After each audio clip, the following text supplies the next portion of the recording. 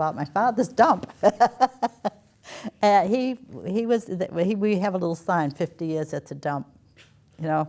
And he would be there, and he pushed the rubbish over into this great huge hole, which now was a great big hill. And he was there every morning early. And the worst part was he'd find these things in the dump and take them home. And my mother would get angry with him. And so he'd sneak in the back way, go down Pimlico Pond Road and go up and go behind the house and take these wonderful pieces of junk home. And I still have that kind of tendency too. I go to the secondhand stores and buy good stuff. And let's see, what else with Daddy? Did he run the bulldozer in the dump just like he did in the old days? In moving the trash around? Yeah, Is that what he did? yeah. But over into the hill. Oh, when we were cleaning up, Lois Howland and I, Lois McLaughlin, Lois Armstrong, they would go backwards there, who was my best friend forever. And we were clearing up after a Halloween party, I think.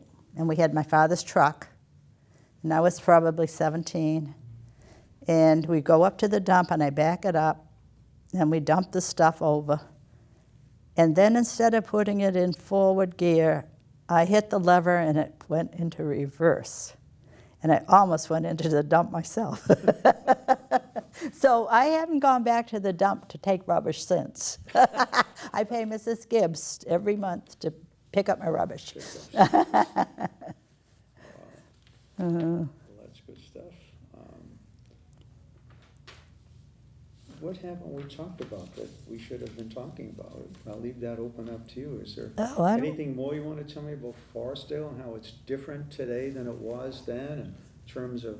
Oh, well, the best part about Forestdale was how we all helped one another. There were many Burkes, and I must have been 4 sons, and their sons, Malcolm and Lewis. And anyway, like my father and mother had a fire in their house, in the kitchen. And Billy Newman, who was a neighbor, who had lived in one of my father's trailers for a while with Dennis, who was the fire chief for quite a while. He was born and lived there for a while. I keep telling him that I used to change his diapers, but I really didn't. But anyway, Billy Newman came in and worked on it, and Malcolm Burke and Harold Burke, and they all came in and did all that and didn't charge 1 cent. And then the other thing that happened, like we had a King family that lived there. I don't remember the father's name, but the son was Robert, so maybe the father was. Anyway, there was the big forest fire where they lost 3 men. Well, the father was burned in that forest fire out in the woods. And that was maybe when I was in 1st grade, 2nd grade. Well, when we were in 4th grade, so my mother and father had Mrs. King and her 2 children come and live with us for a little while. And then, when we were in 4th grade, young Robert, who was our classmate, was going between their house and the loft house, which was where we got our milk. They raised cattle there. They had raw milk. And he was going up to their house after school. For some reason, it was a blizzard. Well, Bobby got lost in the blizzard and froze to death. Father burns to death, and the son freezes to death. Well, my father and mother took him in then, too. That's the way the people in Forestdale were. They would help one another with everything. You know, there was no, you didn't have to worry about not having enough food or enough anything, because we would help one another. And I love that. I love that whole atmosphere. And how long would you say that they probably stayed with your mom and dad? Maybe a week. Just so they kind of get over. And that was the first funeral I went to, was Bobby's funeral, and it was down at the Federated Church, which is now a bed and breakfast, I think, right beside the town hall. The funeral was in there.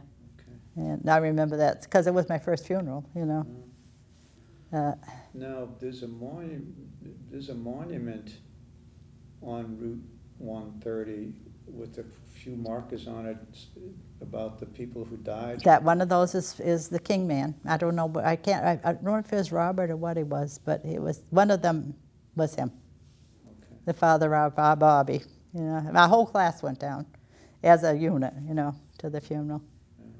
And that would be Barbara Gill, who you already have, and Judy Handy, and Lois Howland, and, you know, all of those. That must have been a great shock. It was.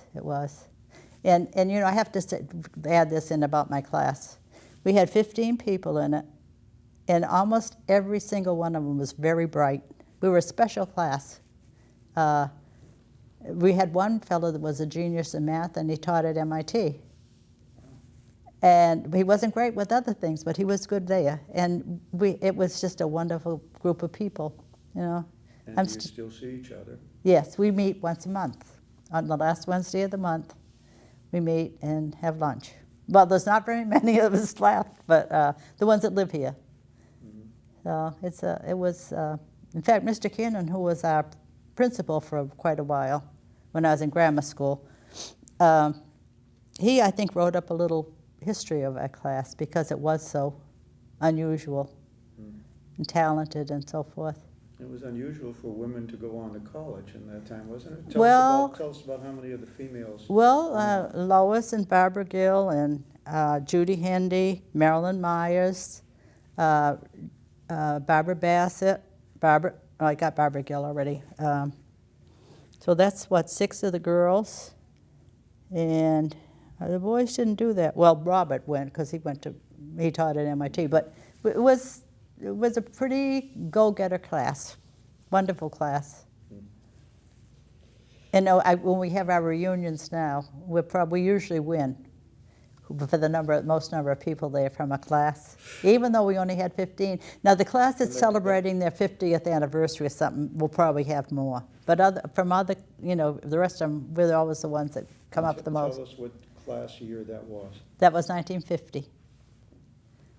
Wow. Yeah, and our teachers were so wonderful. We had Miss Gannon,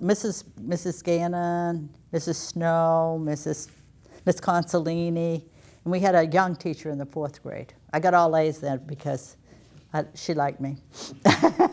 Then one of my teachers had taught my father, Mrs. Mullally, had taught my father, and she had a daughter named Connie, so that was to my favor too.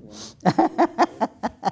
Now you talked about South Sandwich, and South Sandwich is one of the newer parts of town these days.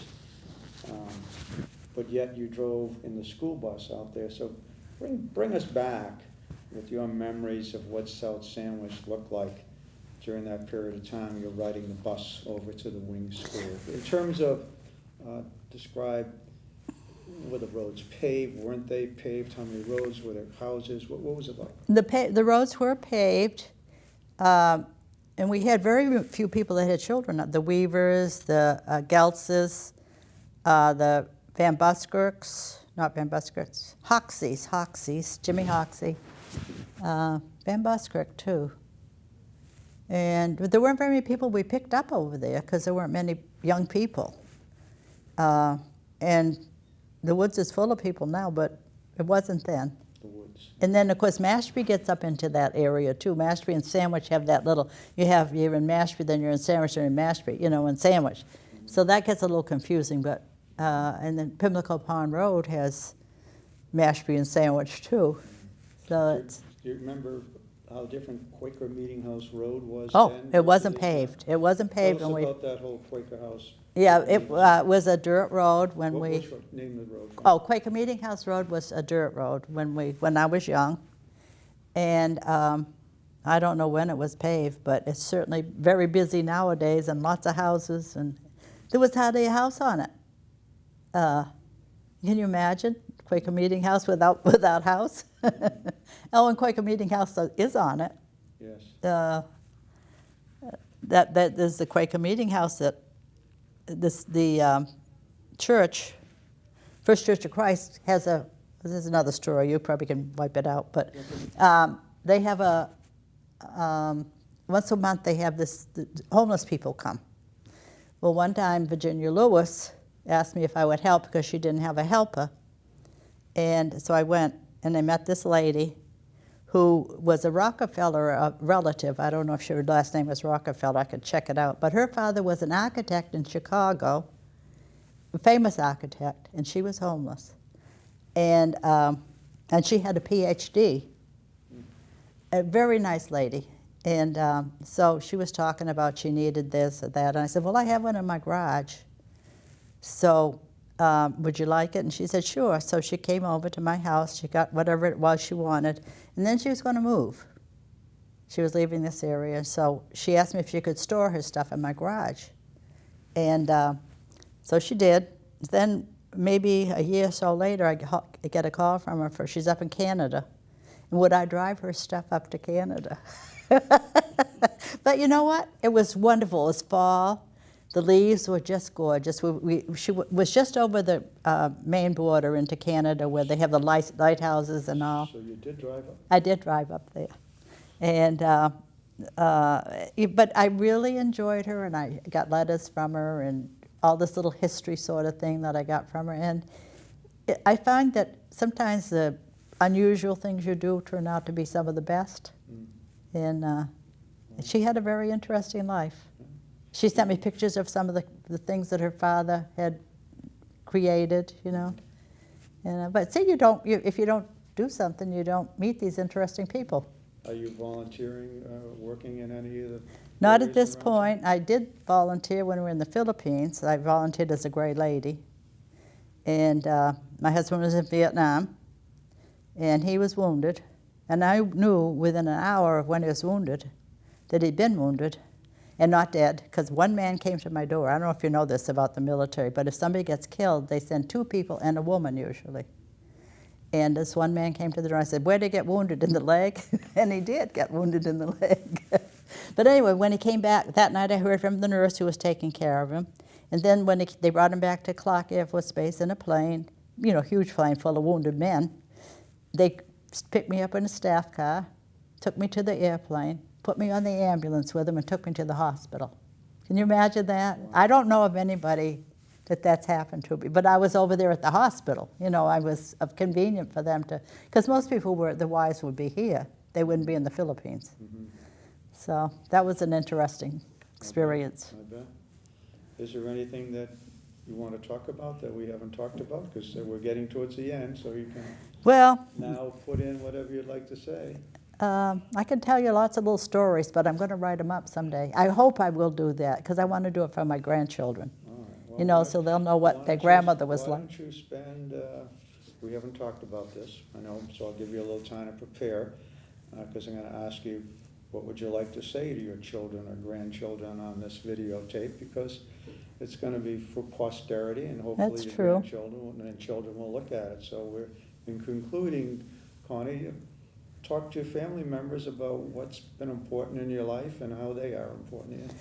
Well, I hope that they each have as good a life as I've had, and have as much fun and have as many friends, and can look back and think, I did okay. I feel like I've accomplished something. I'm still accomplishing things because I have friends that need me, and I'm still, because if you just live for yourself, it's a pretty boring life. Okay. And you get a lot from other people. Mention your grandchildren right now and give her the final. Okay, well, I have one grandchild, Jeannie, who's traveled all over the world. She's working for Nature Conservancy now in California, and she's done everything. She's been to India and went to school in Ireland and Canada and University of Richmond. Then I have another one that's in the Navy. He's graduated from college. He did it backward, but said, okay, in. He's going to go in the Navy. He is in the Navy. He's waiting to go to San Diego for his assignment. And then I have a third one that's going to go in the Air Force Navy. He goes to college, but he also repairs computers. Does great. And he's just been up to visit me, and we had a great time.